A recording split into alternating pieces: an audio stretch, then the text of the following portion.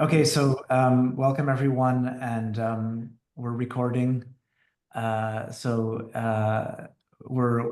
happy to have Sky Cow back again to speak about his recent work on surface sums for lattice Yang mills.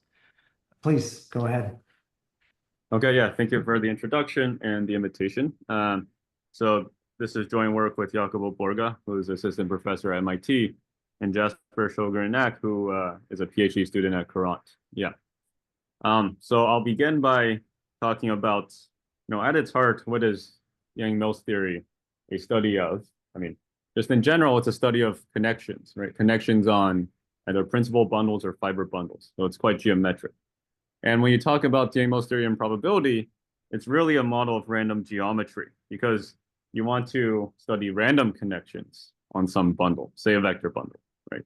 And so this is kind of in comparison to Liouville theory, which is nowadays in probability theory quite a big subject, where they study random metrics on a surface.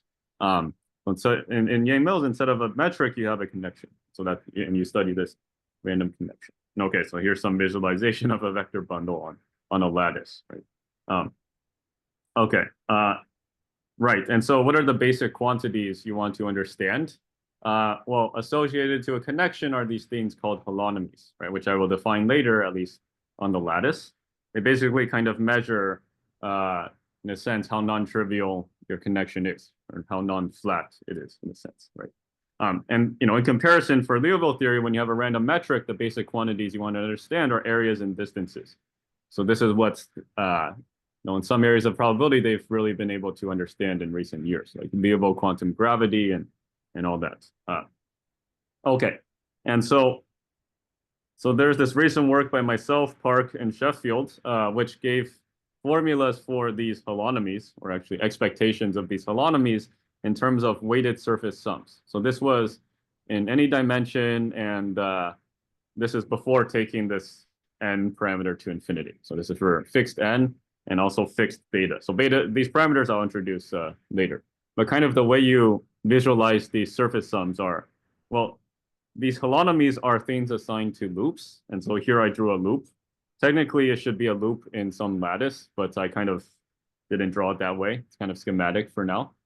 And to each loop, to obtain this holonomy expectation or Wilson loop expectation, you kind of have to sum over all surfaces which span your loop, which I drew one here.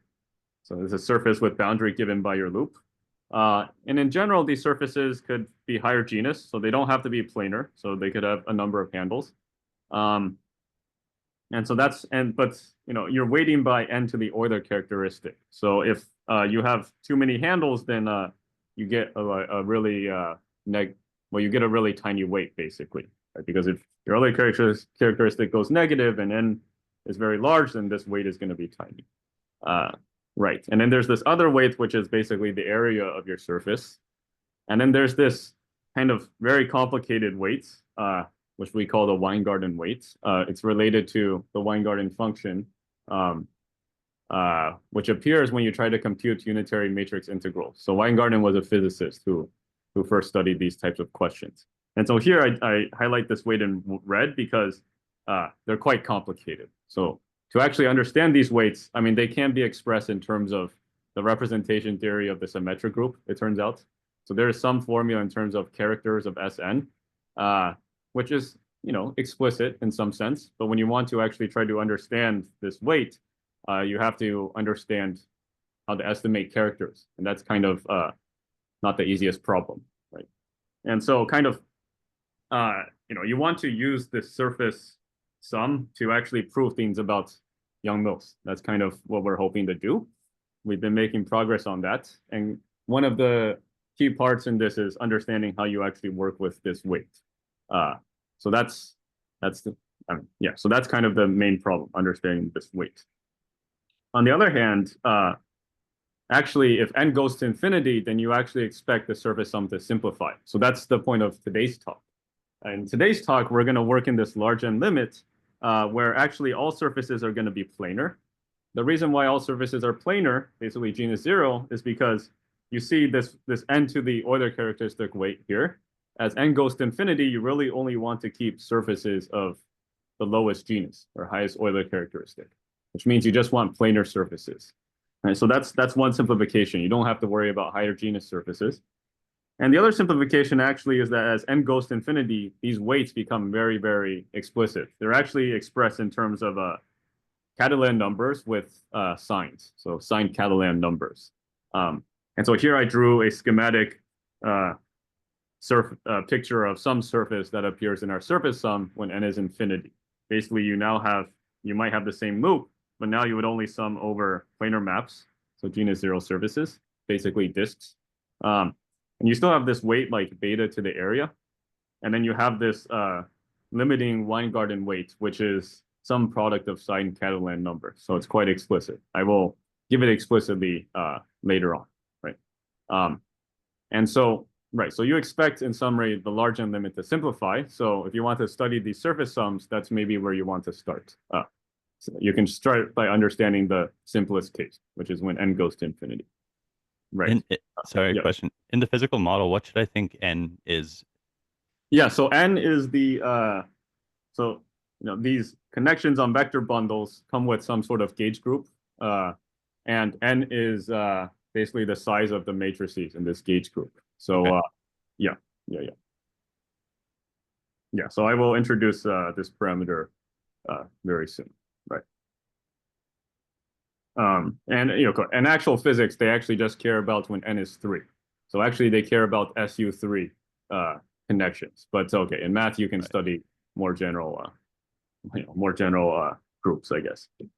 Right. So yeah, let me just briefly talk about previous physics work. So I think the physicist 't Hooft was the first one to kind of look at this large n limit. So this was actually first studied in physics, even though, as I said, SU3 is the most interesting physically relevant thing, but even the physicists decided to look at these other cases. So he actually realized that the large n limit should be related to planar maps. And he gave some sort of expansion for the large n limit in terms of planar maps. And there was this other work a couple years later by Kostov, and this is quite related to our present work. In some sense, what we did in this paper was kind of make mathematically rigorous what Kostov did in this physics work, where he basically gave a fairly precise model of planar maps. So here, by planar map, I mean like a discretized surface. I will define what a map is soon. But he basically gave some explicit model for planar maps, which should be exactly computing these loop expectations or holonomies as n goes to infinity. So like I said, we're kind of making rigorous in the end, like this physics paper. Okay, so that was the previous physics work, or at least the most relevant two works I wanted to mention. And then survey of previous math work. So actually, already there has been a formula in math given for these limiting, like large n limit holonomies, or loop expectations, as I will probably call them from now on. And this was done by Chatterjee in 2015, where he gave a formula not in terms of surface sums, but in terms of these things called vanishing string trajectories. And then, okay, there was later follow-up work which handled other matrix groups by Jafarov and Chatterjee-Jafarov. And okay, what is a vanishing string trajectory? You can start with a loop on your lattice. So now I'm actually drawing it as lying in some lattice. And you want to gradually deform your loop until it basically vanishes, until it becomes the null loop. So that's an example of a string trajectory. Of course, this is kind of a somewhat special string trajectory. In principle, you don't always have to shrink your loop. I mean, you could also grow your loop before you shrink it down to 0. But basically, he gave some formula for the limit in terms of a sum over all possible vanishing string trajectories.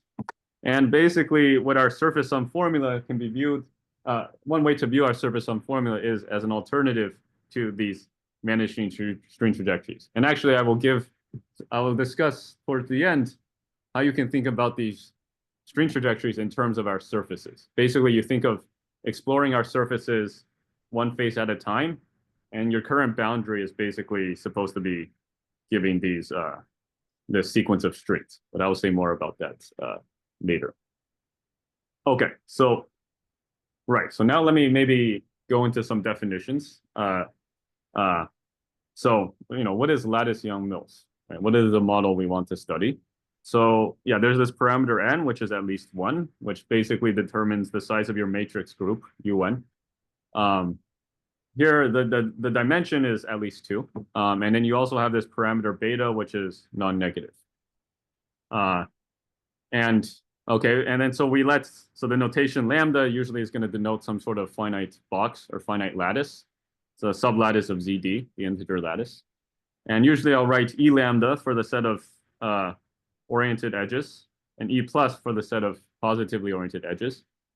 The script P is the set of plaquettes. So plaquette is just the unit square in the lattice. So here's some visualization of a plaquette. And I've drawn its four boundary edges with the right orientation, right? So this is an oriented plaquette, so we're going around the boundary in this way, right? And so given an element U, so this U I'm always going to refer to as a lattice gauge configuration. You basically think of it as an assignment of edges of your lattice to group elements. Here the group is always going to be UN, right? So to each, say, positively oriented edge of my lattice, I assign a matrix. And then there's also going to be this convention that negatively oriented edges will get assigned the inverse of my matrix. So there's always this convention. So you can extend these lattice gauge configurations to E lambda, the set of oriented edges, once you know their values on the set of positively oriented edges. And you basically think of this lattice gauge configuration as a lattice version of a connection on some sort of vector bundle, where the vector space, the fiber above each point in your space is Cn, right? And it's just, if you try to discretize a connection, you would just, for each edge, assign basically the holonomy of your connection along that edge. And that's basically why you get something that's going to be group values instead of Lie algebra values. But anyways, so yeah, you think of U as a connection or a lattice version of a connection. And that's why it's perfectly natural you should have this relation for the edges. That when you invert the edge, then the matrix also gets inverted, because that's how holonomies behave. But anyways, okay, and this is basically what I just said.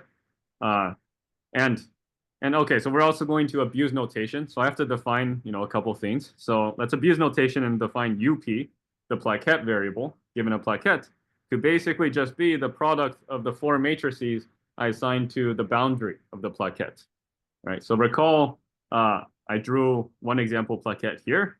We're just traversing the boundary of this plaquette, and every edge we take, we multiply by the assigned group elements. You, in the end, get some matrix like this, right?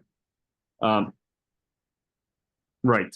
And then let's define this action to be the sum over, for some reason, 2 times real part of trace of UP, right? So I will talk about how you intuitively think about this soon.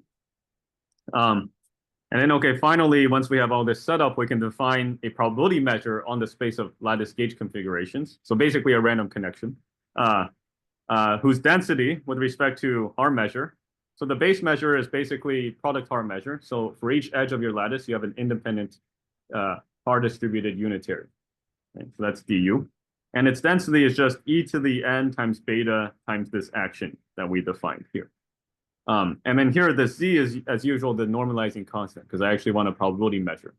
So I just have to normalize, so I get the measure of mass 1. So that's this. And this is what we call lattice Young-Mills, or lattice gauge theory. It's this random, well, this probability measure, which gives you a model for a random connection. Right. So any questions on the definitions up to now? So beta here is just some parameter? Yeah, exactly. Okay. And right, so how do you think about this model? So beta, if beta is very large, then basically what you want is that you want trace of U to be very close to n, right? Because if beta is very large, then you're going to be putting more and more probability mass on those lattice gauge configurations, which almost maximize your action, right? So, and so what maximizes your action? Well, the maximum value of trace is going to be n, right? And that's exactly attained if your matrix is the identity, right? So basically you're saying in this model, if beta is very large, you want most of these plaquette variables to be close to the identity, which is basically what I wrote here. That's actually going to be another way of saying you have almost a flat connection, right? Because this plaquette variable you should actually think of as a lattice version of the curvature of your connection. And basically when beta is large, you're saying you want essentially your curvature to be almost zero. In this lattice version, it's saying you want your plaquette variable to be close to the identity. And actually, if you took beta to infinity, you would probably get a probability measure on a space of flat connections. Basically, configurations U for which UP is exactly equal to the identity for all P. And that's a lattice version of a flat connection. But yeah, so this beta kind of governs how ordered you want your system to be. Because you think of a flat connection as some very ordered thing. So as beta goes to infinity, you become, flat, basically. And if beta is close to zero, then you're kind of just a perturbation of our measure. So like there's one independent copy of a unitary matrix for each edge. So that's a very disordered system. So that's what beta governs. And that's how you intuitively think of this lattice gauge theory or lattice Young-Mills. It is some model of a random connection which places some tendency for your connection to want to be flat. But that tendency could be weak or strong depending on your value of beta. Okay. And okay, as I said in the beginning, we want to study, what are we studying for lattice Young-Mills? Well, it's these holonomies or these Wilson loop observables. So given a loop L, which I represent by a sequence of oriented edges, we can define the associated loop variable, which is basically a lattice version of the holonomy, just by the product of the matrices assigned to the edges of your loop, right? Again, you think of this as you're traversing your loop, and then every edge you take, you multiply by the assigned group element. That's what this definition means. And that's what we say, that's what we call the holonomy of U around L. So I guess should not be gamma, should be L. Right. Okay. Okay, so given this loop variable, we can now define this loop observable, the Wilson loop observable, which is just simply the normalized trace of your loop variable, which is normalized trace, recall, just 1 over n times the usual trace, right? And then as another matter of notation, given a collection of loops, which we will call strings, so strings for us is just a collection of loops, we define the corresponding string observable just as the product of the loop observable. Right. So this is again a slide of notation. So any questions on this? And okay, and so now the basic quantities you want to understand about lattice Young-Mills are these string expectations, right? Where you take, so this bracket notation is basically you take expectation of your function with respect to this probability measure, this lattice Young-Mills measure. Right, so that's his expectation. So you're taking these, well, Wilson string expectations is maybe what I'll call them. And you can think of these as the multi-point functions of your model, right? So in many models of math physics and statistical mechanics, what you want to study are the multi-point functions. And if you understand those, you basically understand your model. So this is the right analog of multi-point functions. Right? It's multi because you could have some arbitrary collection of loops instead of just a single loop, right? And so, yeah, you want to understand the multi-point functions of your model. And so in today's talk, the main result is we're going to give a surface sum formula for the large n limit of these multi-point functions. So n is going to infinity. And here, we also want to work in infinite volume. So as n goes to infinity, we also take the lattice to infinity. It's just some arbitrary sequence of lattices going off to infinity. We will show that under this assumption that beta is very small, depending on the dimensional constant, the limit is actually unique. So it doesn't matter like how you took this sequence to infinity. You just want a growing sequences of boxes going up to infinite volume, ZD, right? But anyway, so in summary, the main results for today's talk is giving a surface sum formula for these expectations. Right. So to discuss that formula, I need to now give some discussion on what the surfaces are in our model.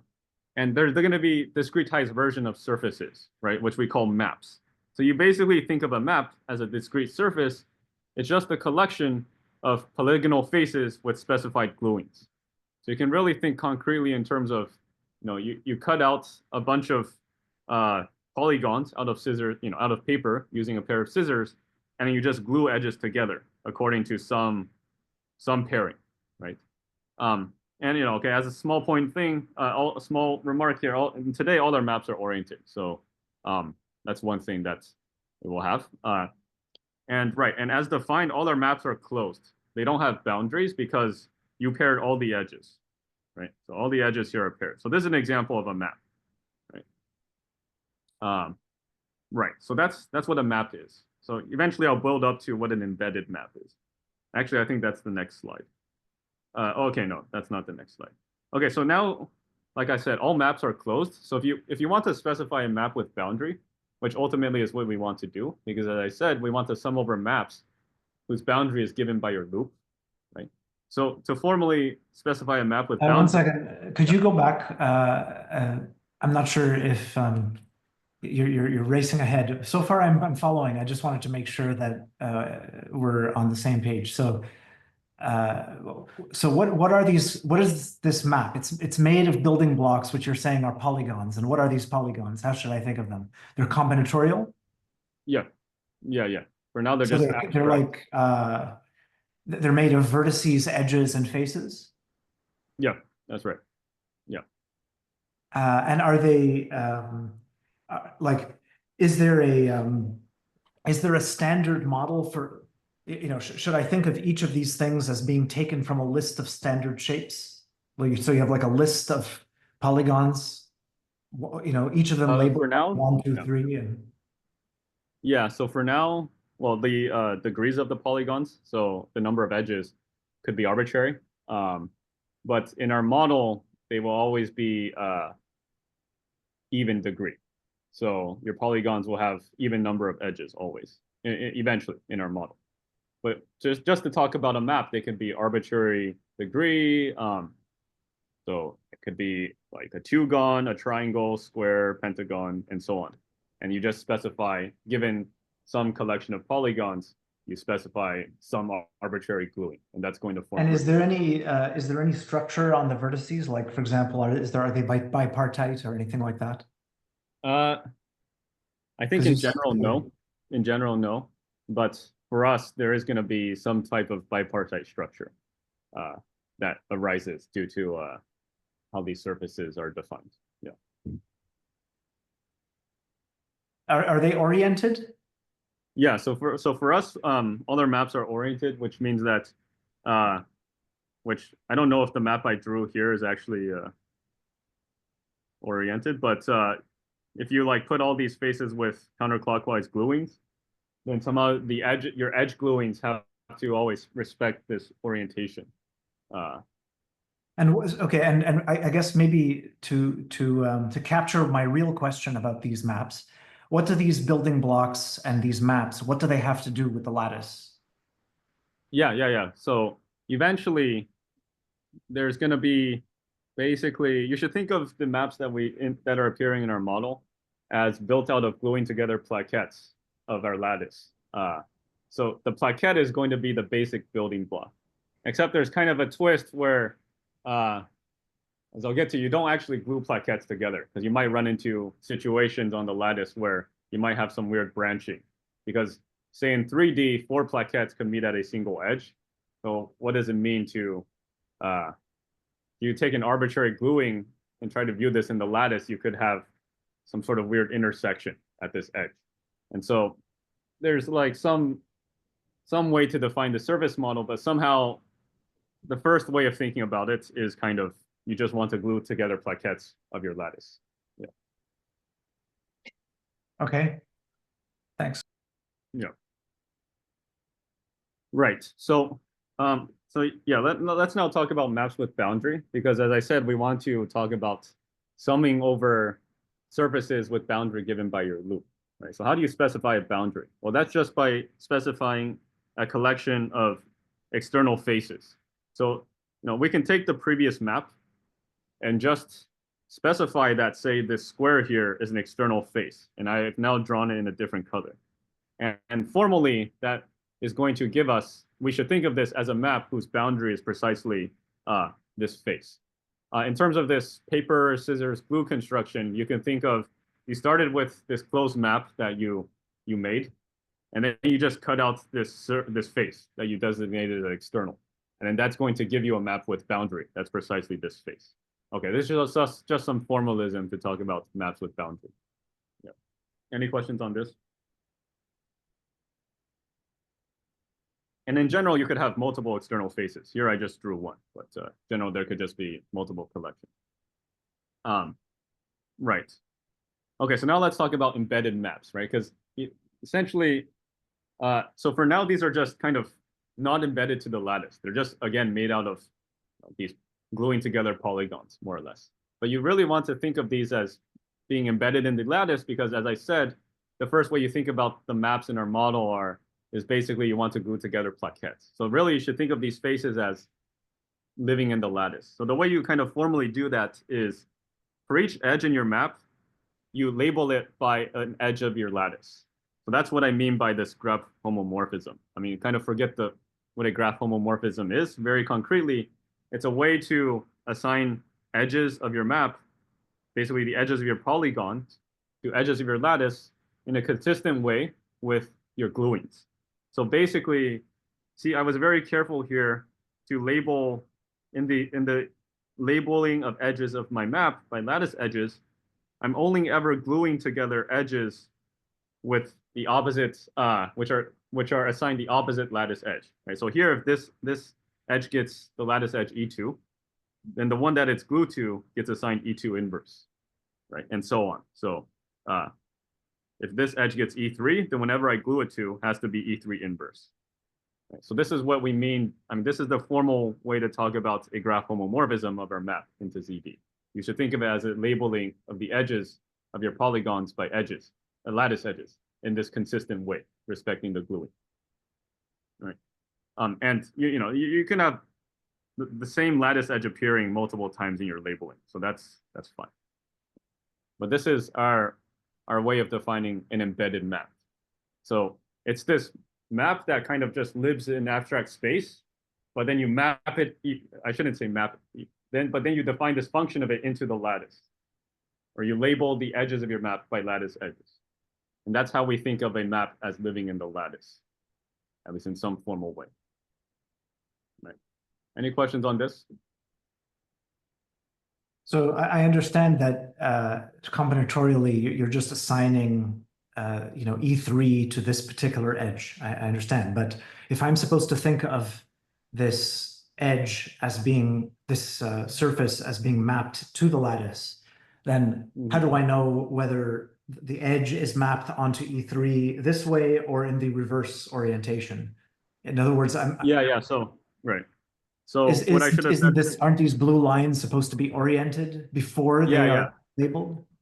Yeah, so I didn't quite draw that, but I'm thinking of all these polygons as oriented in some manner. And this E3 is, you're assigning it the oriented edge, the lattice edge E3. So these lattice edges are also oriented. Can you just show the orientation of the E2 and the E2 inverse that it's glued to? Sure. So I guess let me use let me find the right color. Okay, I'll just use blue. So for instance, this.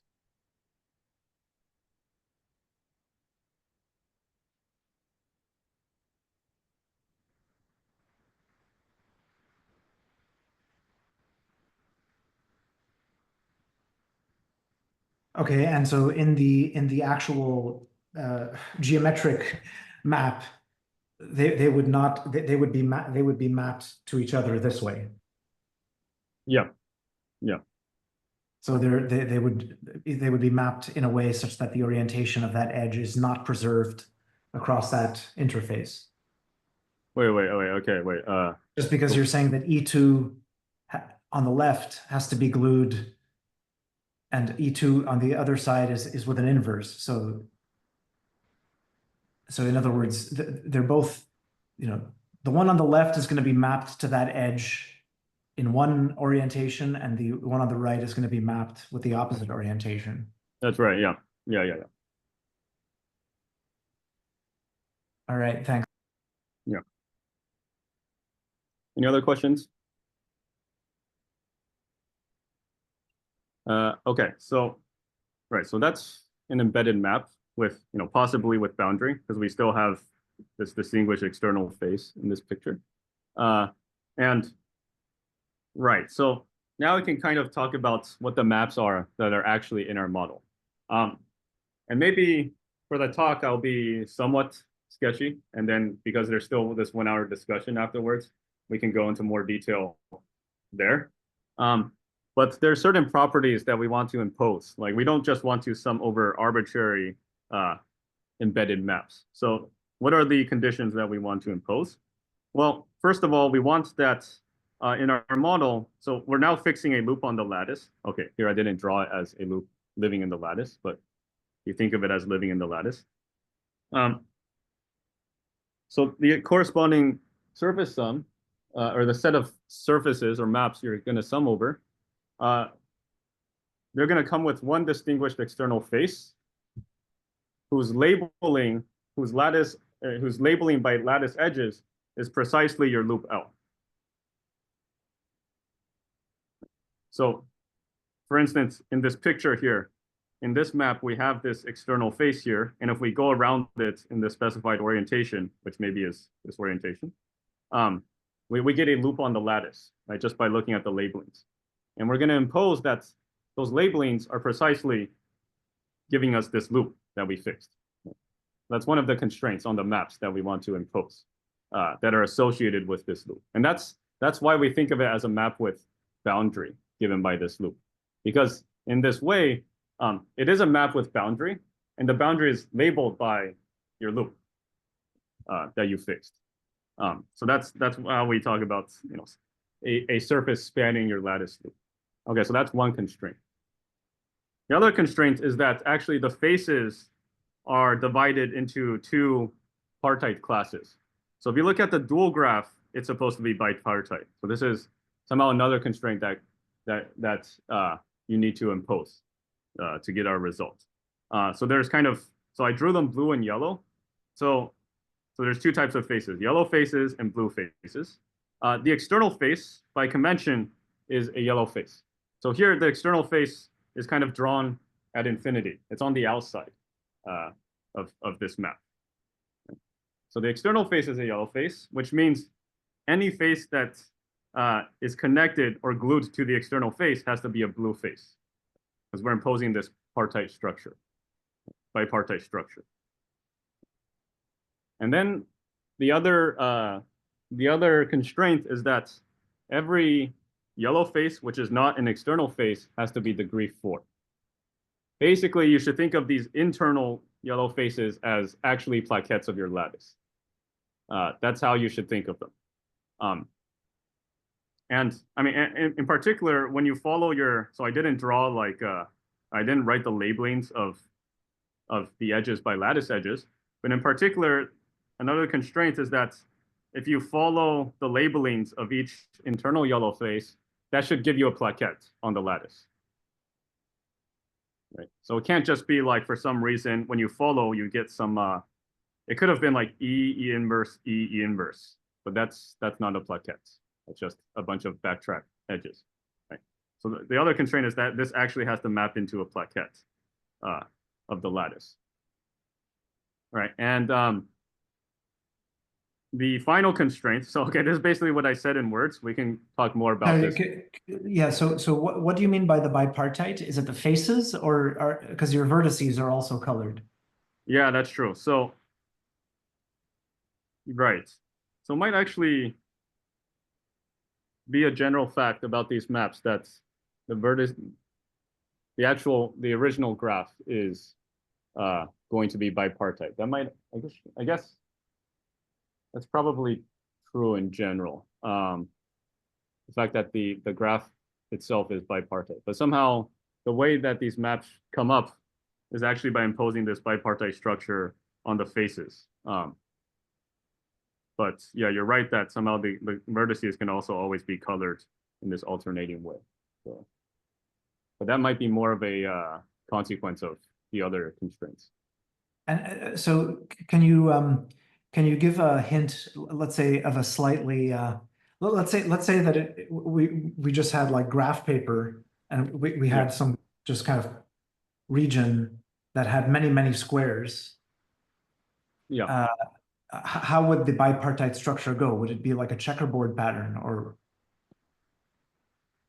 Yeah. So maybe one simple example is, so here's a loop.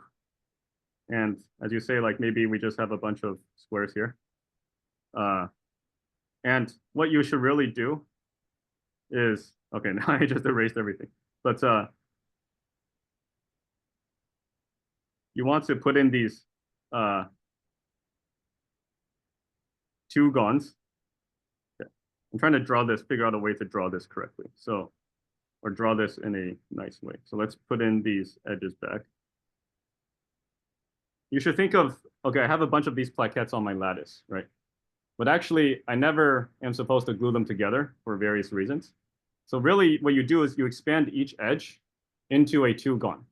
So I guess I could have done it like this. So you actually introduce these two gons here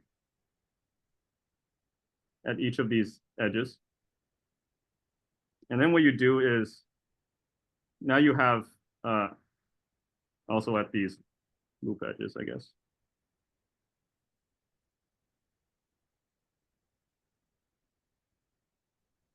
So now I'm going to try to color in the yellow faces and the blue faces. So the yellow faces are going to be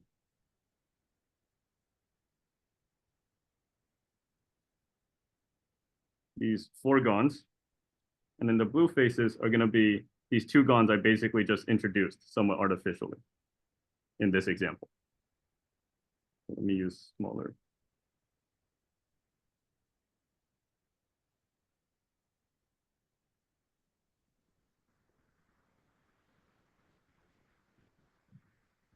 Yeah. Does that, I mean, at least does this example make sense?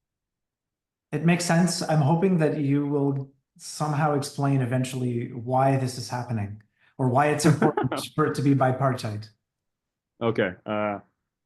Yeah, I can try to. Yeah. Yeah. So I think I actually have to switch to slides instead of my iPad because my computer is running out of battery. And I was connected via cable to my iPad. And but now I have to charge my laptop. So let me just quickly switch over.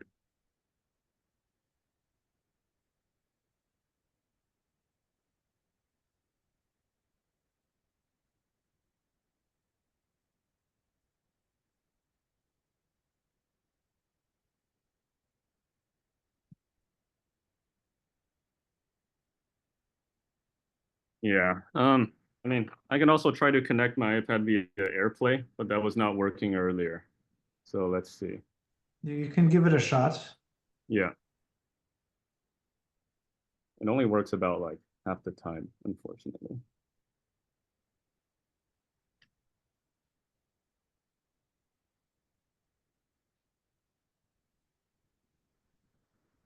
Okay. Okay, for now I'll just switch the slides, and then when my laptop is uh charged enough, I can go back to my iPad. Maybe for the discussion part. Uh, Let me first share this PDF to my laptop.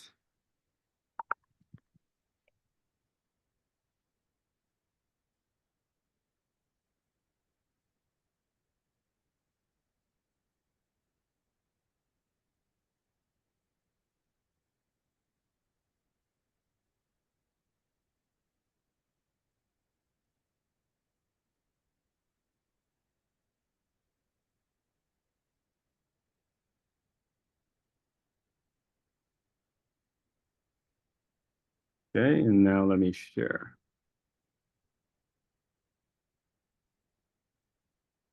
Okay. Now let's skip to, yeah, okay. Right. Can you see my cursor?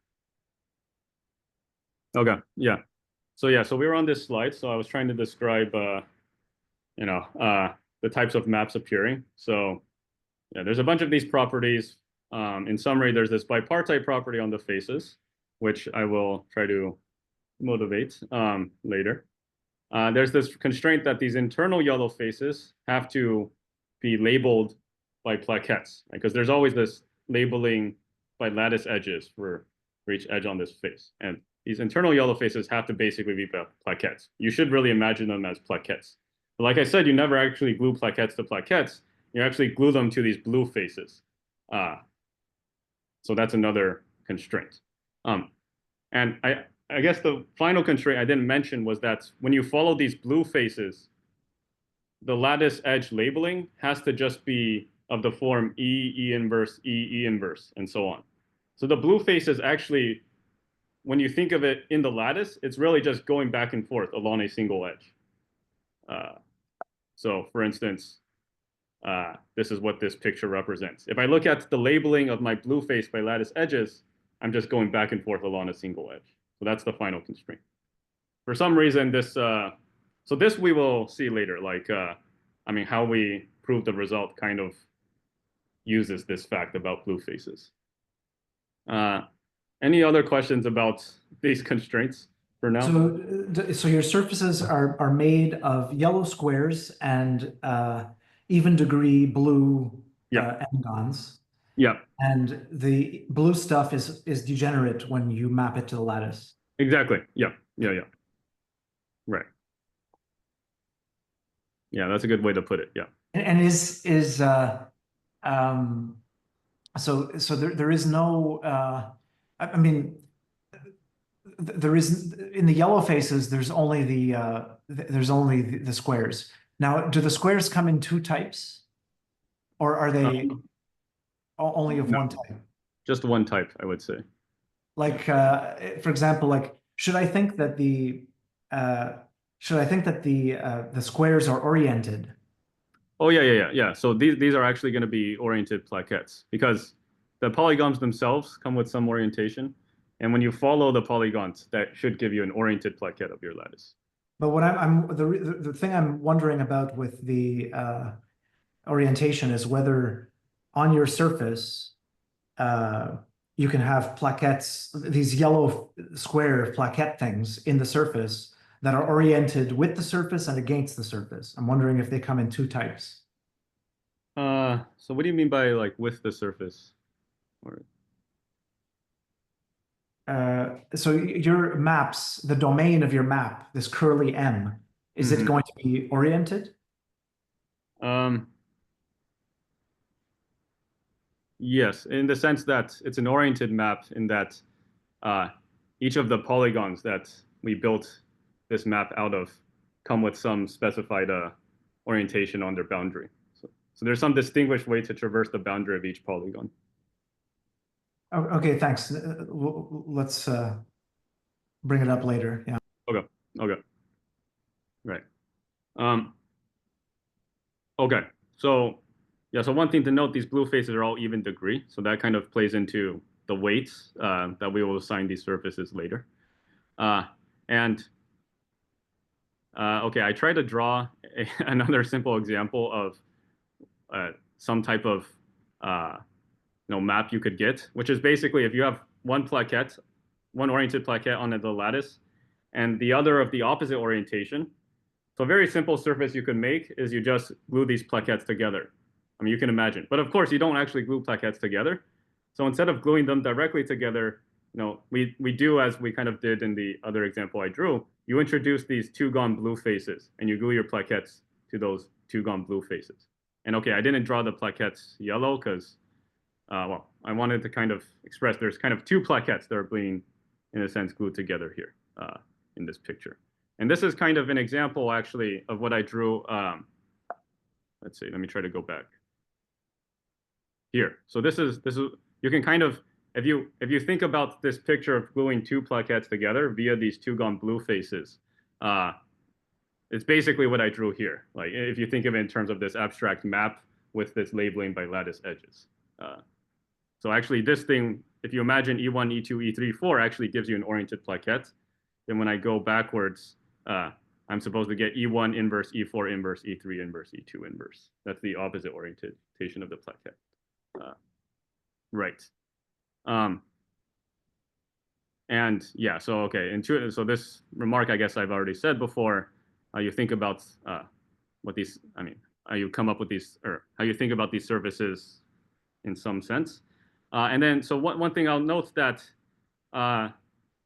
so for each oriented plaquette, let's let K0 of P be the number of basically that type of plaquette in my surface, right? I just count in my surface, I have a bunch of these internal yellow faces. Each one corresponds to some oriented plaquette. I count the number which corresponds to precisely my given P. Right? So this is what we call a plaquette count. Right? It's basically the number of copies of this oriented plaquette I am using in my surface. Right? So this is needed to define one of the weights, which is basically if you now sum over all P, K0P, you're basically counting the total number of oriented plaquettes you have in your surface, which is basically the area of your surface. You think of the total number of oriented plaquettes in your surface as the area, because, as was remarked before, these kind of blue faces are in a sense degenerate. Oh, I'm trying to go back. Right, these blue faces map into edges of your lattice, so they don't really contribute area. So, but we're kind of just defining the area as the total number of plaquettes you used in your surface. But in some sense, it's a natural definition. And then let's let script B of M be the set of blue faces of M. So it's just the collection of all your blue faces. And for some reason, it's skipping ahead or something. Oh, okay. So which slide do you see currently? Aren't you at the point where you just defined K0 and then curly B? So K0 is on this previous slide. Right. I think your slides froze. I see. Okay, let me stop share and redo it. Yeah. Okay. Okay, so now let's see. I'm at this. There's this simple example at the top of the slide. Yeah, got it. Okay. Yeah. Okay. Thanks. Yeah. Right. So script B is the set of blue faces of my map. So I need this notation to define the map weights. And so, okay, there's one map weight, which is just beta to the area. And the area is this sum of this P over P of K0P, right? That's, like I said, maybe a natural way to think about the area of your map.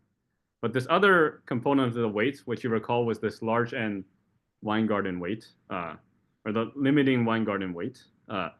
There are these defined out of these signed Catalan numbers, so which I'll define next. So for I greater than or equal to 1, let's let Wi be, well, precisely the signed version of the I minus 1 Catalan number. Right? So it's basically this Catalan number, but possibly with some sign. Where you recall explicitly this Catalan number can be, has this explicit formula in terms of this binomial coefficient. And the reason why you define the sign and also the index, the I thing gets I minus 1 Catalan number, is because you want these weights to actually satisfy this following recursion, which is actually kind of the key thing we're going to use to prove our result. And this looks very similar to the usual Catalan recursion, except the usual Catalan recursion has a minus here instead of a plus. And this is exactly the reason you get signs instead of unsigned Catalan numbers. So anyways, these are the weights that we're going to use to define the weights of each map. And so this W of script M, our map, is simply, we take each blue face of our map, which we call as even degree, and we multiply by this W, where I is half the degree of the face. Right? So I just defined, so maybe this is abusing notation. But on the right-hand side, this W is the side Catalan number I just defined. And for this I parameter, we take it to be half the degree of the blue face, which is an integer because blue faces all have even degree. And then that gives us when we take this product over all blue faces, that gives us this total weight of our map. Okay, so that's kind of what the weight looks like. As I said, it's somewhat explicit. I mean, we're just multiplying together a bunch of basically binomial coefficients. And And then now, okay, we now define the set of all maps we're going to sum over as the set of all the maps satisfying the constraints I listed, whose boundary is precisely my loop, and whose plaquette count is given by k. So here I should have said I first fix a loop on my lattice and some total number of copies of each plaquette I'm allowed to use. And I sum over all maps which have boundary given by my loop and which use precisely that number of each plaquette. So k is the plaquette count that I'm specifying. And okay, there's also this additional non-separability condition that I can talk about in the discussion. For now, it's kind of an important condition, but there's no way I'll talk about it in my remaining time. So I want to state my results, and then I'll end here because it's 11, and then we can continue the discussion. But basically, the result. You don't be nervous or anxious or anything. Do it properly, and it's okay. That's why we have the extra time. Yeah, good. Okay. Then I'll just finish whenever I finish then, which will definitely be before 12. That's okay. Yeah, good. Okay. Right. So this NPM is just to summarize, is the set of maps with boundary given by my loop, in the sense that as I traverse the external face, the boundary of the external face, I see precisely the loop that I fixed, and then that use exactly use exactly KP copies of the plaquette P. K is specifying the number of copies of each plaquette I have. And okay, finally, I can define this phi of L, which is this surface sum associated to my loop. It's a sum over all possible plaquette counts, so there's actually going to be an infinite sum in principle. Beta to the area. So recall this, maybe it's better if I just wrote this sum of Kp as the area of my loop, or the area of the surface, sorry. But okay, you think of this sum as the area of your surface. And then the sum over all maps in this set with the specified plaquette count given by this weight that we just defined at the top of the slide. Right, so this is the weighted surface sum that I was kind of alluding to in the beginning of the talk. Any questions? So this is gonna, like, a single plaquette is gonna have like infinite degree. For each plaquette here, you're going to sum over graphs where it's going to have arbitrarily many things in the mapping to it. Yes. Okay. And so this is related to, okay, we have to take beta small here. If beta small, when you put absolute values not inside, but outside the inner sum, the thing is going to absolutely converge. And because if you allow arbitrarily many copies of your plaquette, but you see you're paying if you allow more copies, right? If beta is tiny, right? So you kind of don't want to have too many copies of your plaquette when beta is small. And so that's ultimately why you're going to at least have an absolutely convergent sum if you put the absolute values on the outside. On the inside, I'm actually not so sure it even converges absolutely. There's some sort of cancellations that might be occurring. But at the very least, when you put them outside the interior sum, it converges. We proved that. Yeah, any other questions? Wait a second. What is this phi of L? Phi of L. So this is what we're defining. So we're defining this quantity phi of L to be precisely this weighted surface sum. And this is going to be the limiting string expectation. That's our main result on the next slide.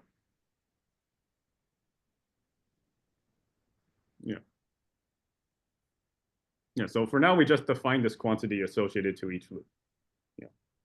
I see. So you're saying that this is like, I see.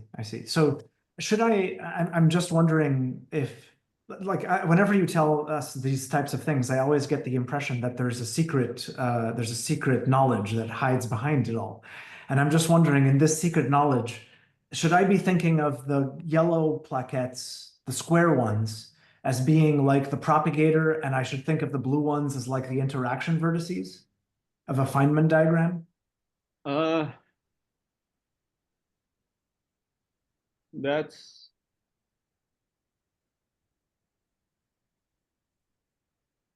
possibly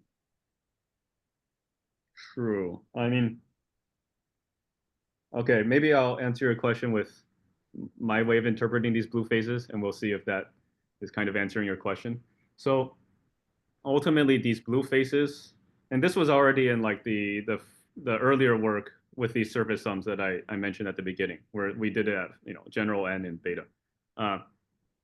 Ultimately, you want to compute unitary matrix integrals. Right? That's kind of like you want to compute these unitary matrix integrals. So how do you do so? Well, if you have like a Gaussian matrix, so forget unitary matrices. If you want to compute Gaussian matrix integrals, there's Wick's formula.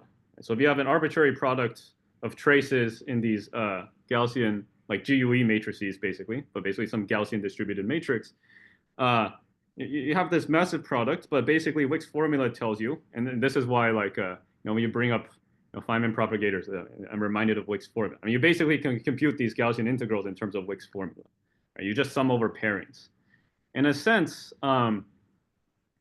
these blue faces are the analog of the pairings for unitary matrix integrals. You have to sum over all ways you can have pairings, which are basically all collections of blue faces. And the difference compared to the Gaussian case now is in the Gaussian case, each pairing is a weight of 1. Right? You're just summing over all pairings equally. Right? There's no distinguished weight for different pairings. Here, different pairings, so different collections of blue faces, actually gets different weights, which when n goes to infinity at least is given by this kind of concrete thing I described here in terms of sign catalytic. So these blue faces really correspond in this Gaussian analog to pairings. And these extra weights correspond to the fact that, well, different pairings may actually have different weights now. Yeah. Yeah. So any follow-up questions to that? But I mean, there's only a single index that's distinguishing the different blue polygons, right? It's the degree. And for each one of those, you have a different weight. And the weights must be related to each other in a particular way. So you're saying that I'm just trying to get the comparison right. So you're saying that previously, when you're doing Gaussian matrix integrals, Yeah. there's only one type of pairing that is occurring. What kind of a polygon would that consist of? Oh, I see. No, I think the analog would be in this surface picture that you have to sum over all pairings, which would be like summing over these blue faces, but the weight of any possible collection of blue faces would just be 1.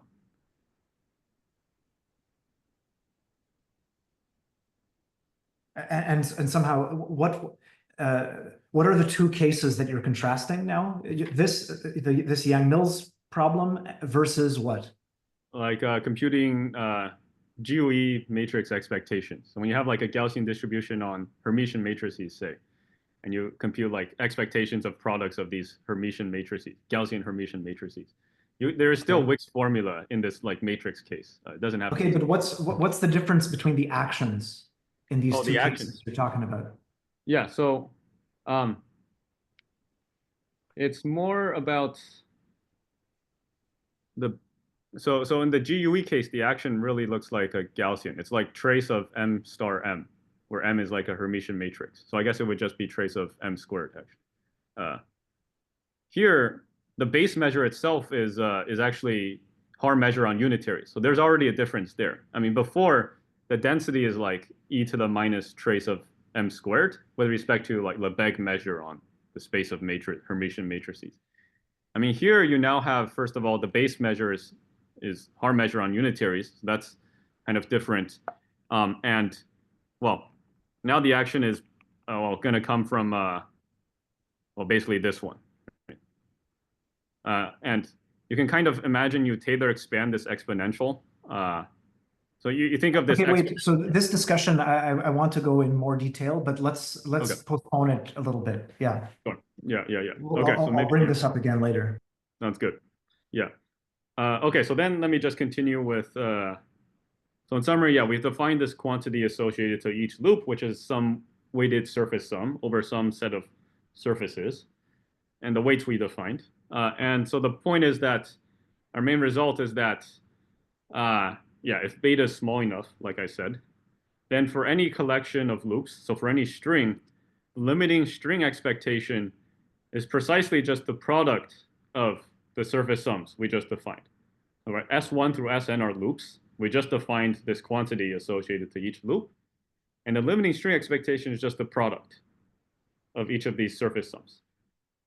So actually, there's this large n factorization that goes on. Like, I mean, in the pre-limit, there's no reason why the expectation of the product has to be the product of the expectations.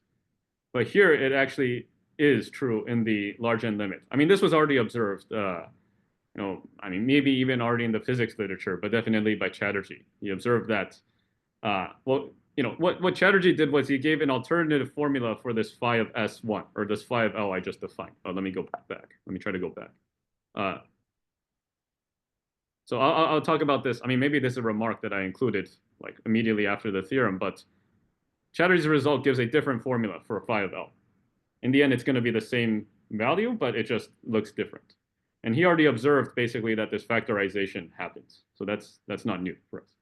The main part of the result is we give this surface sum formula for this large N limit, right? And recall these quantities are kind of on the left-hand side are the things we want to understand. They're like the multi-point functions of our model. And why do we care about giving a surface sum formula?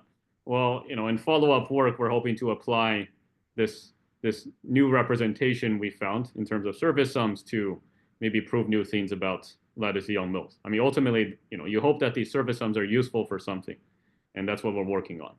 But for now, the current paper is just giving this formula in the large N limit. Right. So remarks. I mean, where does our surface sum come from? I mean, how would you ever guess such a thing? Well, okay, it just naturally comes from taking a formal n to infinity limit of the formulas in our previous work. I mean, that's how we started. It's kind of natural that, well, the formulas in this previous paper are formulas at finite n, so you can just try to take a formal n to infinity limit for these given formulas and see what you get. And you try to hope that you get this theorem we have. So that's where the surface sum comes from. We didn't just, imagine it out of nowhere. There was this previous context. And the previously complicated weights that I mentioned at the beginning of the talk, they exactly become these signed Catalans. So these Weingarten weights that I highlighted in red, if you recall, they're exactly these signed Catalan numbers. I mean, there is right. So the second remark, yeah. So I mentioned the alternative formula for phi of L was in terms of these sums over vanishing string trajectories. I will say more about this later. And then the third remark, this non-separability condition is actually kind of crucial. I mean, I swept it. I mean, I'm not talking about it for now, but you recall when we defined the set of maps, there's this non-separability condition that I didn't really define. But this was actually kind of the main thing we had to realize. Like, if you take this formal limit in remark 1 of our formulas, that gives you actually the wrong answer. And we didn't realize that for the longest time.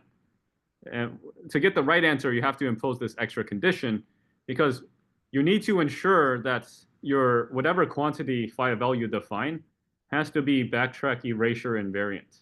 Because this backtrack erasure already holds in the prelimit.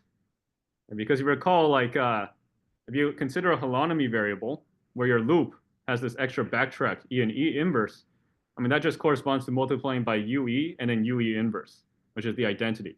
So these backtracks really don't affect the values of your holonomies, and thus it doesn't affect your string expectations. And so in the limit, that property is preserved. And so whatever surface sum you define better have this property. So that's kind of why this non-separability condition, without it, this property would not hold, basically. That's what we had to realize. And then, yeah, this factorization thing, I guess I already mentioned. So those are some remarks about the theorem. Any questions on the statement or those remarks? I'm confused about something basic here, and I think it's just because I don't understand the formula for phi completely.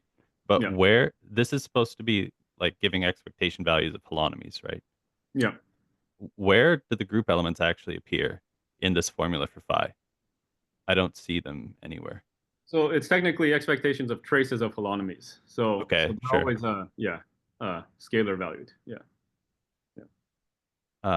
Okay, I guess I just don't see any elements of O and like entering this formula anywhere. Yeah. So that's kind of that kind of all disappeared in this first work where we gave formulas for these loop expectations in terms of some surface integral and the way or surface sum. And the way we arrived at these surface sums was by computing a bunch of these unitary matrix integrals. So in some sense, those matrix elements have been integrated out. We already kind of took expectation over them. Okay. So like this action that you had earlier in the talk, you've already sort of integrated this out and took a limit, and all of that group Yeah, theory, I guess, is just combinatorics now, and that's what you're summing over. yeah, yeah, Okay, yeah. thanks. Yep. Any other questions? Can you, before we go to that other discussion, can you explain the non-separability? Yeah, so let's see. So basically, what you don't want in your map is to have a loop of blue faces.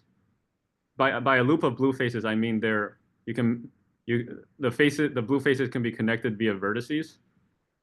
You don't want to have a loop of blue faces all corresponding to the same lattice edge, right? Because each blue face is labeled by E inverse, and so on. You cannot form a loop all with the same E. That's this non-separability condition. And that's a condition, but why do you need it? And But wait, a loop with no filler or with some, what would be filling that loop? so for instance, in this map, in this example here, I mean, the blue faces do form a loop, or you can get a loop out of them because they're connected via these vertices, which we allow. So it's just like a sequence of blue faces, which are connected via vertices at least, that for what such that, okay, maybe I'll put it this way, that you can draw a loop completely within these blue faces, possibly going through also these vertices here. Yeah.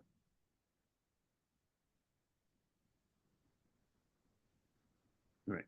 So here, I mean, this is allowed if the assigned, lattice edges are not all the same, basically. So if you had a single edge in your lattice, and if you kind of made such a loop by going down it, back up, then down it again and back up, Yeah. right? And you kind of made these digons into a circular arrangement, that wouldn't be allowed. But I mean, it has a hole in it as well, right? So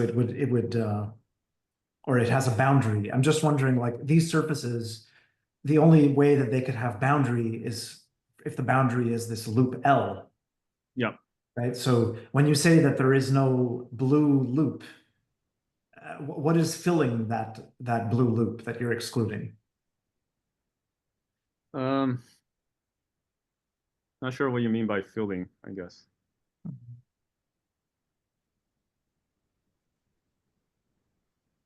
Okay, so the condition of non-separability is that in your map, such a loop of blue faces does not occur. Yeah. Okay, Yeah. fine, got it. Where the blue faces are all given by the same lattice edge. I understand, yeah. Uh, did you have more, or can we go to this other discussion? Yeah, we can go to the other discussion. Yeah. Okay, so I'm just wondering if you could, it's just because we're not so familiar with the different models. So it would be very good if you could compare and contrast this simpler Gaussian unitary ensemble and Mhm. this Yang-Mills. So just lay out kind of briefly what the GUE is and how Yang-Mills differs from it. Yeah. So GUE is one way to put it is it's a random matrix model where each entry in your matrix is an independent complex Gaussian.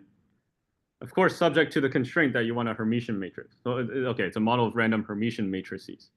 So the freedom is like in choosing the upper diagonal, uh, like independently complex Gaussian, and then that imposes that the lower diagonal is whatever it has to be, because it's Hermitian. So yeah, it's a model of random matrices where each entry is basically an independent Gaussian, modulo this condition.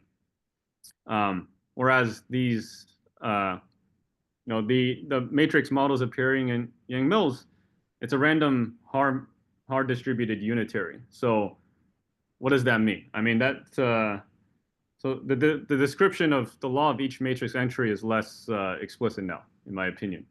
I mean, because okay, there's a bunch of constraints you have to satisfy to be a unitary matrix, right? I mean, the norm of every column and row has to be 1. So there's a bunch of constraints. So I mean, there might be ways to explicitly sample. I think there are ways to explicitly sample, like simulate a random hard distributed unitary, but it's just not as direct as saying, okay, pick each entry independently subject to a Gaussian distribution, right? But there's some way, but it's just the basic model is like you're computing unit hard measure expectations, and you have to understand how to do that in But Yang. in the case of random Hermitian matrices, Mhm. sorry, is that, am I getting it right that the Gaussian unitary ensemble deals with Hermitian matrices? Yeah, yeah. Even though it's called the unitary ensemble, yeah, yeah, So it's yeah, working with the Lie algebra somehow. yeah. Basically, yeah, yeah, yeah. Okay, but is there a surface sum approach to that, which you're comparing with what you're telling us today? Right. So yeah, the surface sum for that is maybe the first type of surface sum that appeared in that relates to matrix models, and you're basically you would basically be um, summing over all maps you can create without any weight. I mean, because it's related to the fact that when you do Wick's formula, each pairing has the same weight.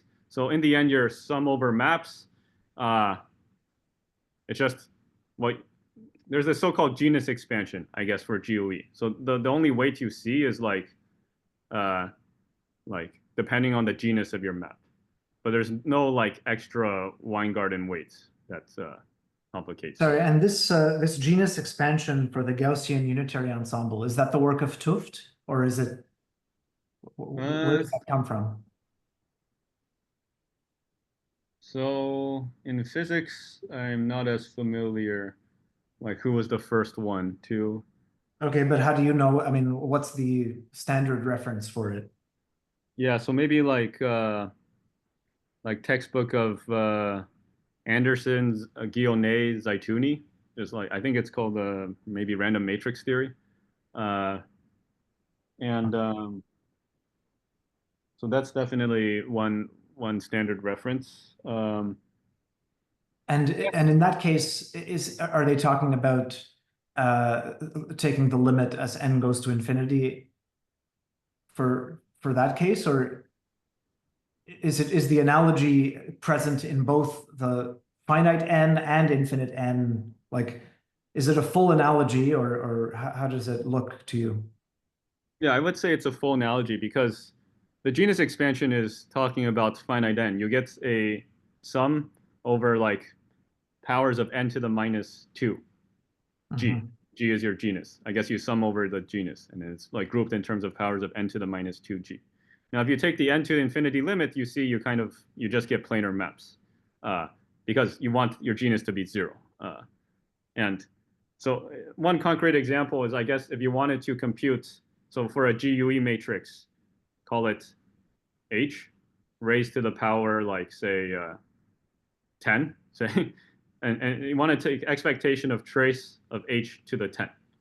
What you would do is you set down a tengon, that's your face, and you consider all ways of gluing together the edges of your tengon together. So it's like a kind of very simple type of map where there's just one face, and you just pair the edges together in some way. And yeah, the expectation of trace of h to the 10 is basically you're summing over all ways of pairing the edges in some way, weighted by n to the minus 2 times the genus.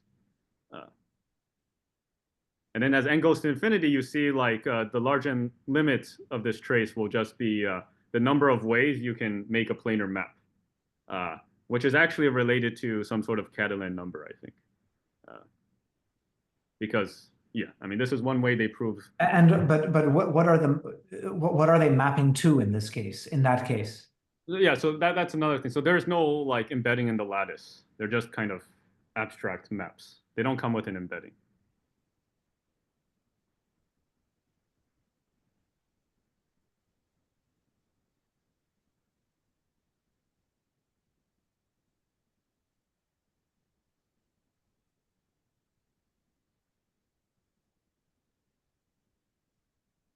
and are there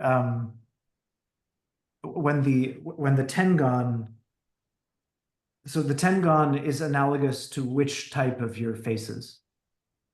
Uh,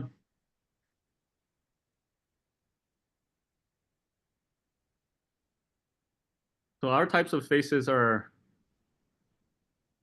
like you would ever actually never first raise the matrix to the 10 and take trace. If it's more analogous to you take trace of your matrix and raise that to the power 10. Like and that's kind of what our plaquette count is kind of indexing. Like if your plaquette count, if the number of copies of a given plaquette is say 10 oriented plaquettes, then in the matrix integral you have to compute. There's a term that's like trace of UP. So recall UP is the plaquette variable. So Yeah. trace of UP raised to the power 10.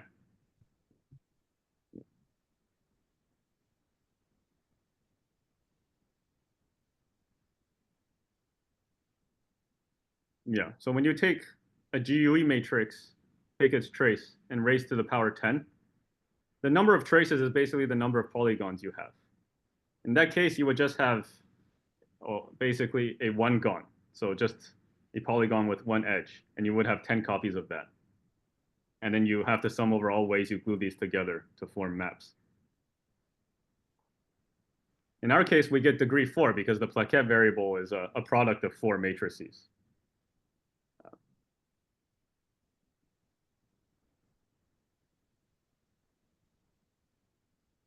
Okay, and this bipartite structure, does it come does it come from somehow the way that the weights are assigned, that they play different roles, whether it's sent to a degenerate edge or whether it's sent to a plaquette?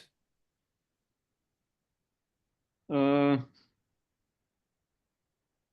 Why is there a bipartite structure? so,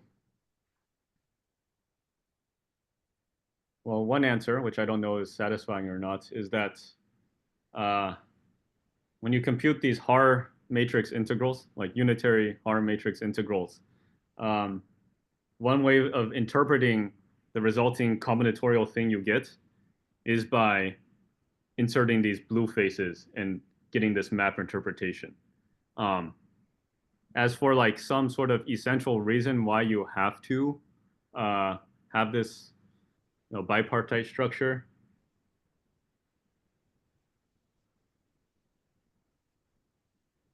So wait, so you're saying when you do, so you're referring to doing like Haar matrix integrals Yeah. and describing them combinatorially. So is that again referring to this GUE? No, it's not. The GUE is Gaussian Yeah. distributed. It's the analog of Wick's formula, but for Haar matrix integrals. So this is And so what they call the what Weingarten. literature are you referring to there where you see the insertion of these blue faces? Yeah, so this, I mean, so this is called the Weingarten calculus. It's this general Oh, way for computing these Haar matrix, unitary Haar matrix integrals. yeah. Um, and even maybe you want to interpret the thing you get as a surface sum. And one way to do that is to think of having these extra blue faces. But if you don't care about getting surfaces, then there are other ways of writing this combinatorial expression that you get in the end. Yeah. Okay, and in that case, you're also not mapping to any kind of lattice or any embedding. I mean, in general, you can just talk about products of traces of unitary matrices, like completely not referring to any sort of lattice whatsoever. And in that case, yeah, there is no really embedding into the lattice. For us, we get this embedding into the lattice because really, like, each edge of the lattice gets assigned a independent Haar unitary, which is Yeah. why, like, in the end, each edge of our map should really get assigned or get labeled by a lattice edge. It's a reflection of the fact that we were starting with this lattice model, I would say. Yeah. Yeah.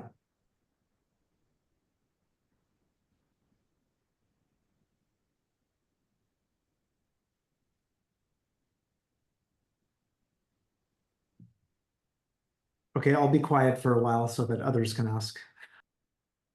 Any other questions?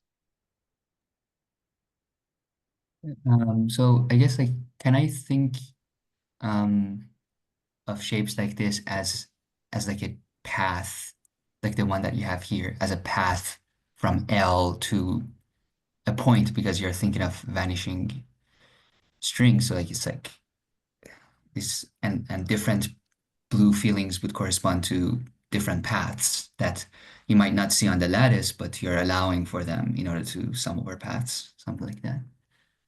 Yeah, in a sense. So, I mean, I can discuss this in more detail uh, in the next slides if you want. So, I mean, if there's Please, no please. other questions, I could discuss this in more detail because, I mean, it's related to how we actually are going to prove the results.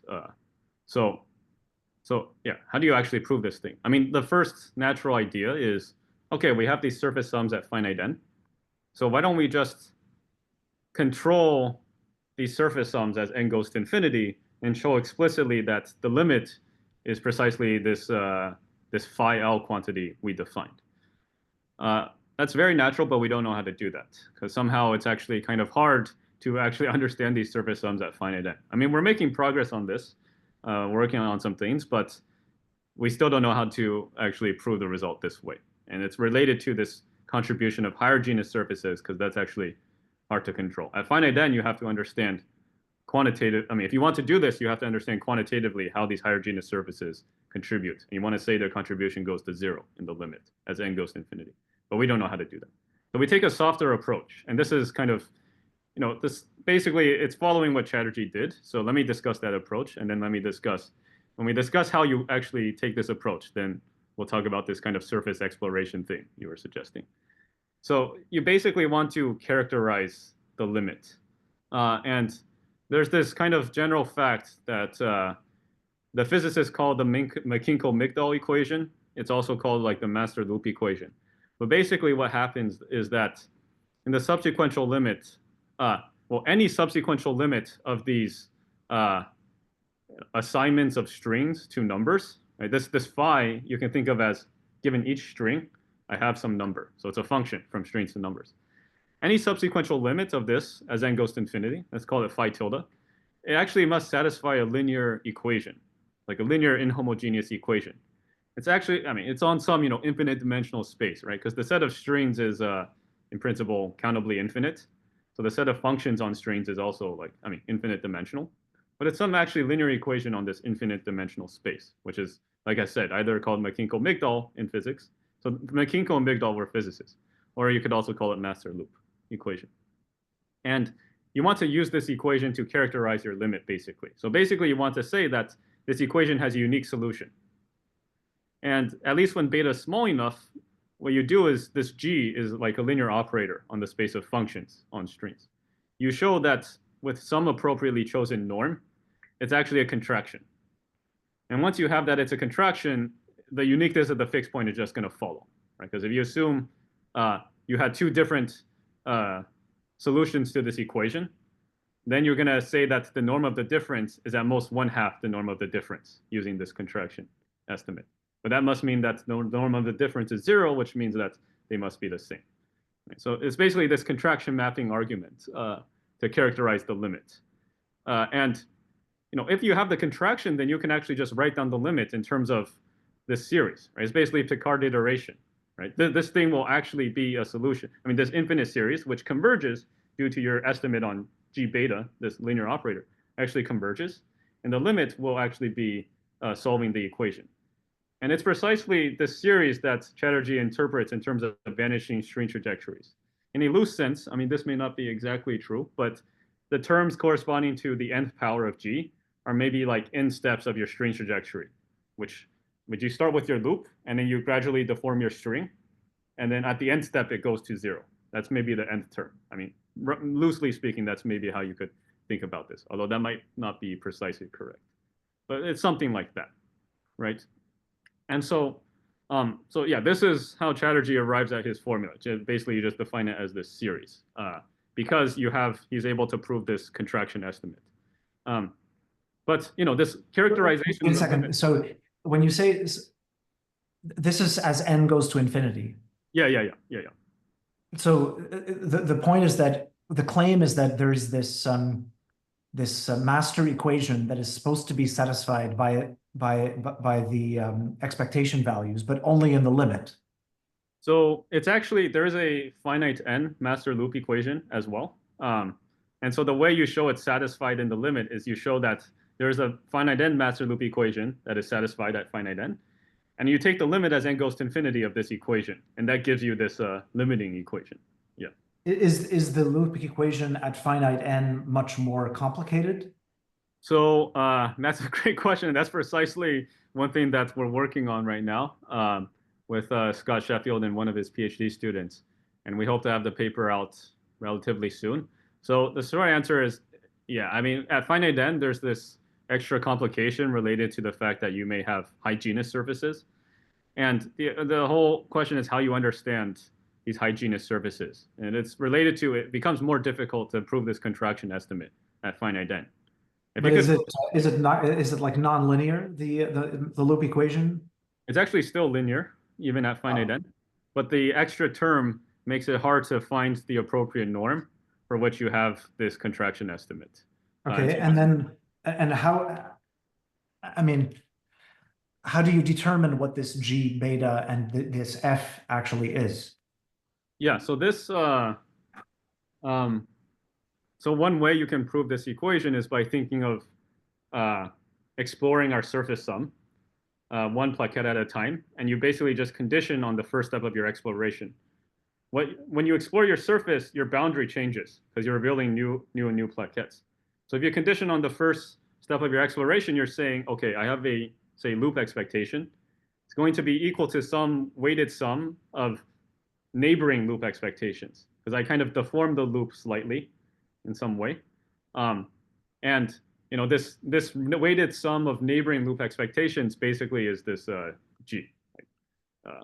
That's one way to determine it. The way Chatterjee first proved it was through some sort of integration by parts for unitary matrices, and you get some recursive formula like this by integration by parts. Yeah. But yeah, this interpretation in terms of surface exploration is basically what Maziar's question was. Like if you have these surfaces, you can think about exploring them. And basically the exploration process gives you a sequence of boundaries. When you condition on the first step, it gives you this equation. And if you iterate the equation, like what Chatterjee did in this infinite series, you get this, you know, this sum over sequences of boundaries, which eventually becomes zero. It becomes zero when you've seen everything in your surface, basically. And what about the F? Yeah, so the F is like kind of this forcing term. So this equation, when you start from the no loop, when your loop is just empty, there's no recursion. So kind of you impose that when the loop is empty, the value must be one, right? Because actually, like the holonomy of an empty loop is just the identity, so its normalized trace is one. So so that's related to this F. So really, it's a linear equation if you view it as a function on the space of loops minus the identity loop. So, but you know, in the course of this this G, you might see a no loop. Sorry, minus the no loop. Right. So you might eventually get your boundary to be empty, and when you're empty, you want to say that it's just going to be one. So that's kind of what this F is. Yeah.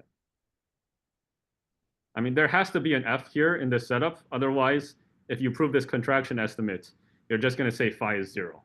And that just can't be true, basically. Yeah. Yeah. Yeah. Right. So, like I said, this infinite series, is what Chatterjee calls this managed street trajectories.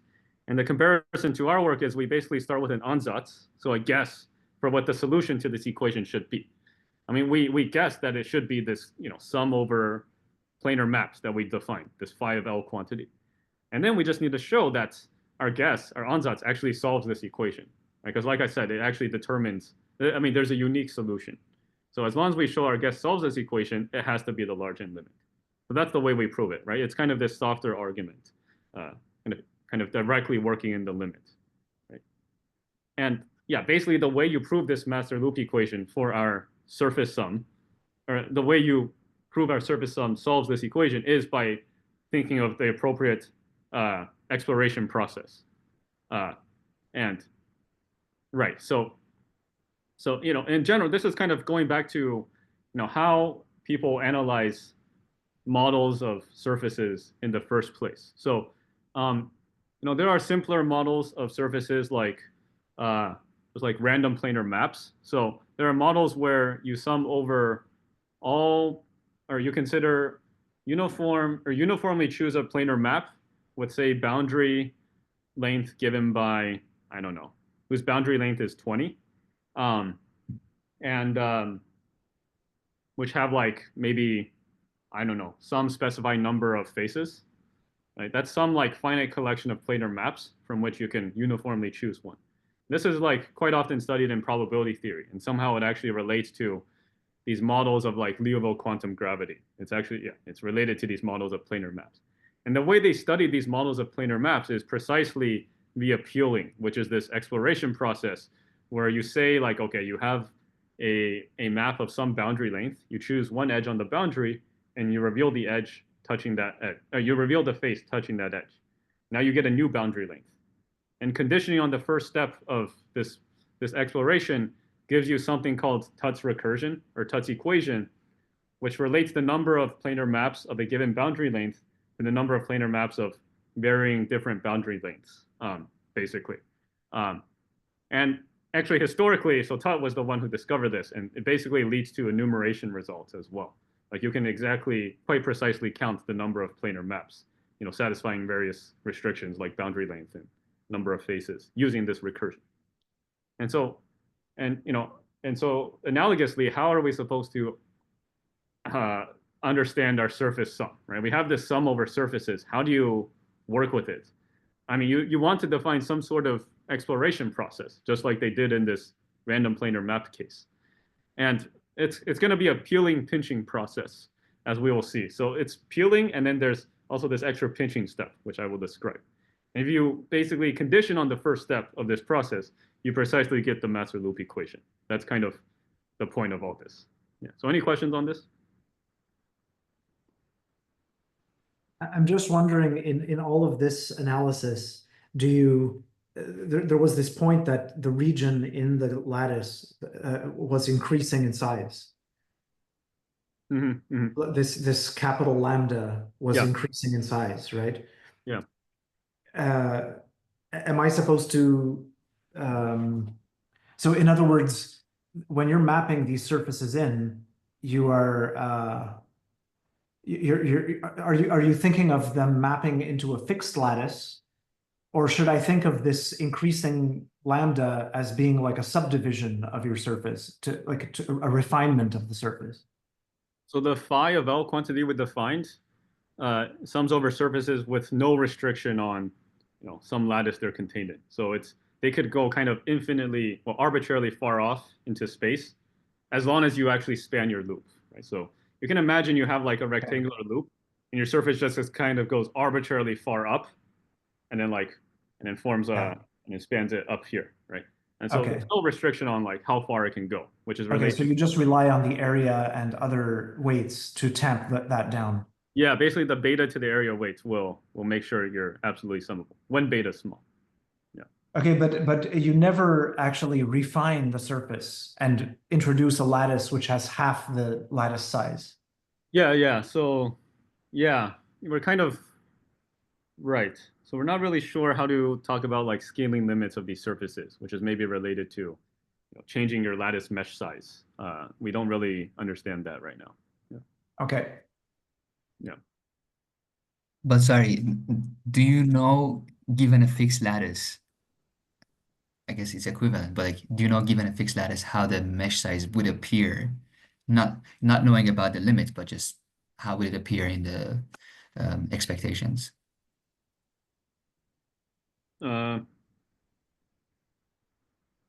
Yeah, it would kind of just kind of, if you have a general lattice, like with a general mesh size, you're just imagining all of these embedded maps as being embedded into this really fine mesh lattice. That's kind of the only difference. So kind of the discussion is exactly the same as in the unit lattice case. It just now the embedding is into this finer lattice. Now the question is how you control this as the mesh size goes to 0. And what kind of model is describing the limit? That we don't really know at the moment. Yeah. Right. So what is this pinching peeling process or peeling pinching process? It's related to this weight recursion that's it basically defines these weights, right? I should have said that this is a defining recursion for the weights, and it turns out the only solution is given by these signed catalans. But forget about the signed catalans. We're only going to use the fact that the weights satisfy this recursion.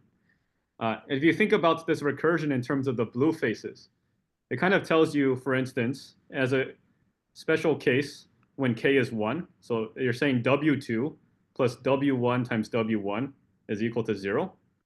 If you think in terms of the blue faces, that means the weight of this degree 4 blue face plus the product of the weights of these degree 2 blue faces is 0. Because you're always taking half the degree of the blue face in this weight, right? So this degree 4 blue face really gets W2. Right? That was kind of the definition of these weights. And the degree 2 blue face gets W1. Right? So this is pictorially how you think about the weight recursion in this concrete example. And then more generally, if you have a higher degree blue face, like you could, if you have a hexagon, you're saying the weight of this hexagon is the sum of these weights corresponding to pinching the hexagon at these vertices. So you select one base vertex at which to always pinch. You can pinch either at this other vertex here or this vertex here, right? So if you pinch at this vertex, you now get a degree 4 face and a degree 2 face. If you pinch at this one, you get a degree 2 and a degree 4. And this is saying W3 plus W1 times W2 plus W2 times, plus W2 times W1 plus W1 times W2 is 0, which is precisely this recursion when k is 2. Right? I'm just interpreting this recursion in terms of pinching these blue faces. Does that make sense? Okay, so with this, Wait, pinching, you just mean you're picking a pair of the purple vertices and you're joining them? yeah, except there's always one specified, distinguished base point. Like I don't consider arbitrary pairs. So for instance, I don't think about pinching these two together. Yes. Always on one specified one, and then I imagine like I pinch these two vertices together, and I get these two blue faces. And so what is making you color half of the vertices purple in the original hexagon? So it just if I pinch at this purple vertex and this next one, I don't get a even degree blue face. I mean, I'm only going to get like a one gone here. So I have to always preserve the fact that my blue faces will be even degree. Right. So that eliminates, like, if I fix the base point, that means I only have like every other vertex as an option. Mm-hmm. Got it. And okay, so with this kind of pictorial representation of this weight recursion, here's what the peeling pinching process looks like. So we select some edge on the boundary of our map, which kind of corresponds to an edge of our loop, right? Because the boundary of our map really is labeled by edges of our loop. We select some edge on the boundary. We reveal the blue face, which has been glued to this edge. Okay, so we see some blue face. If B is a two-gon, we just erase it. So I'm going to draw some pictures soon, but here's like the general kind of algorithm. Because this weight recursion doesn't really work if B is just a two face, right? That's kind of the base case of the recursion. Like we specify that W1 is 1. So there's no recursion when B is a two-gon. If B is higher degree, then you replace the single blue face by all possible pinchings of the blue face. So if, for instance, we saw a hexagon, we will replace this hexagon by either this 4-gon and 2-gon or the 2-gon and 4-gon. This way, one map is now going to correspond to several maps when we do this replacement. So it's not really a bijection between maps. It's just one map will give rise to several, and we're summing over these this weighted sum of maps. In terms of pictures, here's what it looks like. So if we reveal, say, if we see a two-gon, like I said, and this two-gon is on the other edge, is on the other side of a internal yellow face, which is going to be a plaquette, right? We want to delete the blue face and change our boundary in the following way. So this is kind of what is called a negative deformation. So instead of coming like around here, like when we reach this vertex here, we come down and then come around. So that gives us a new surface with a new boundary, right? Just by doing this local change. Right? So that's one case. The other case is it was entirely possible that this blue face was actually glued to two edges on your boundary. So you revealed, I mean, you revealed this blue face, which is glued to one edge on your boundary. It turns out the other edge is also on the boundary, or glued to the boundary.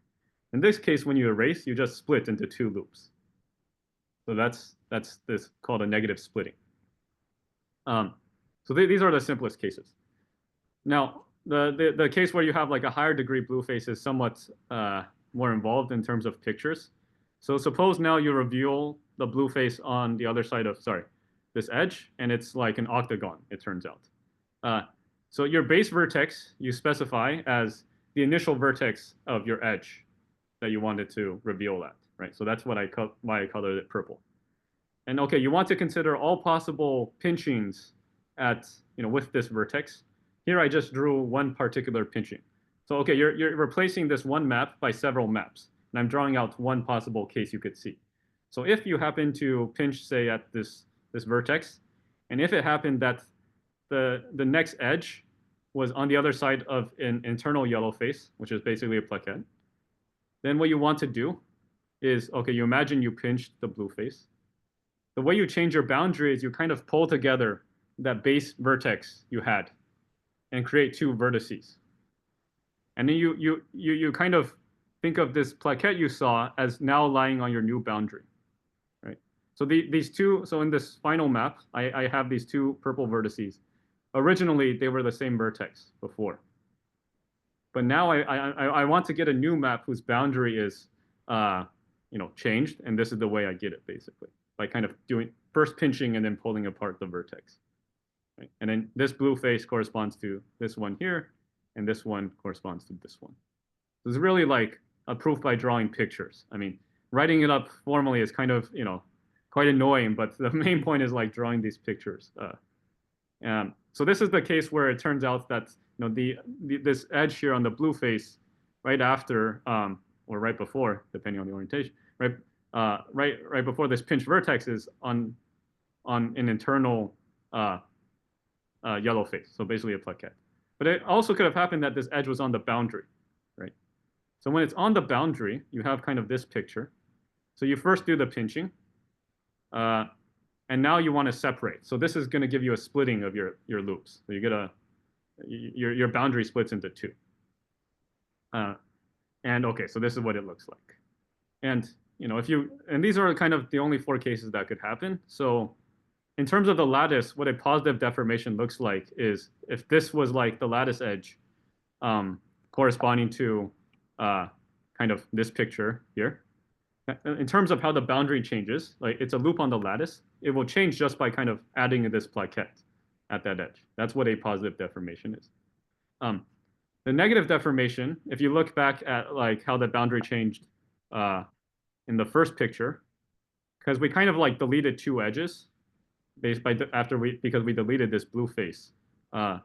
We see like you add this plaquette, but the edge you deformed that disappeared. So this is how the loop changes after a negative deformation. And the splitting is, okay, it turns out a positive splitting happens when your loop uses the same edge twice, in which case you kind of rewire, or like you kind of swap the two edges. So now you get two separate loops. So I try to draw one of the loops as a different color to distinguish from the other loop. Kind of happens when you kind of rewire the two edges. That's a positive splitting. Negative splitting is when you use the same edge in opposite orientations. And it's basically kind of, you just erase that edge. And again, you get two loops. So these are kind of the four, this is how your boundary changes under these four operations. And basically the master loop equation is written in terms of how your boundary changes. So you have to sum over positive splittings, negative splittings, positive deformations, negative deformations. And for some reason, the positive splittings and deformations come with a minus sign, and the negative splittings and deformations come with a positive sign. You could have kind of grouped this all in this grouped notation, like minus plus, and then a plus minus on the splittings. And similarly with the deformations. Now, there's one caveat, which is I said it's a linear equation, but you see like one loop can become two, possibly, because of these splittings. So really, it's an equation on collections of strings. Like you really want to think of this as an equation for phi s, where s is an arbitrary collection of loops. And when you write it in terms of phi s, it basically looks exactly the same. But now it's actually linear, because you can go from 4 loops to 5 loops, but that's fine. That's still like written in terms of phi itself instead of phi times phi. But anyway, so this is kind of what the equation really looks like, the master loop equation. And basically, I think that's all I prepared for today. Yeah. Okay, thanks so much. Mm-hmm.